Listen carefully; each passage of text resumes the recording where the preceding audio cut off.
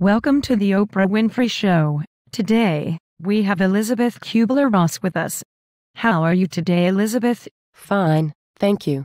How are you, Oprah? I am doing well, thanks. So, Elisabeth, give the viewers a little summary of your life. Where should I start? Well, I was born on July 8, 1926 in Zurich, Switzerland.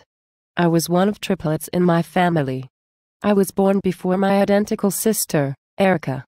Then my other sister, Ava. Very interesting. Please, tell us more. Well, my family is Protestant Catholic. I wanted to go to school to study medicine, but my father did not approve. I did not listen to him and kept pursuing my dream. That must have been tough for you, not having your father's approval. It was, but he did eventually take pride in my career. That's great. What else interesting happened in your life? In 1962, I accepted a position at the University of Colorado School of Medicine. I completed my training in psychiatry in 1963 and moved to Chicago in 1965.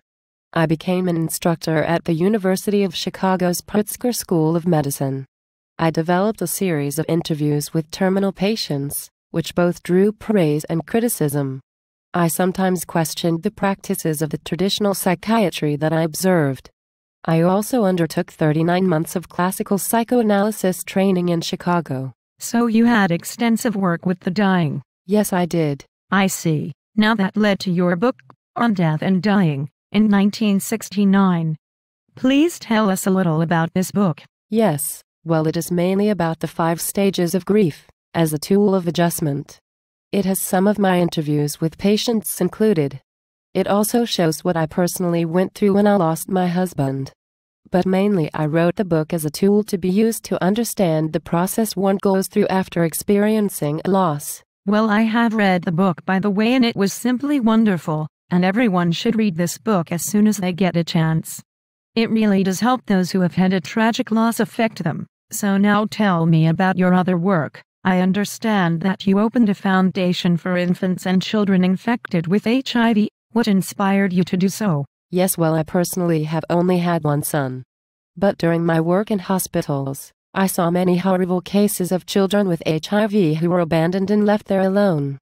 So I wanted to make a place that they could call their final home and a place that would keep them comfortable. Wow, that is truly inspiring.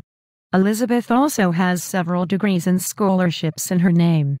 She is most famous for developing the Kubler-Ross model, also known as the 5 stages of grief. Thank you so much for joining us today, Elisabeth.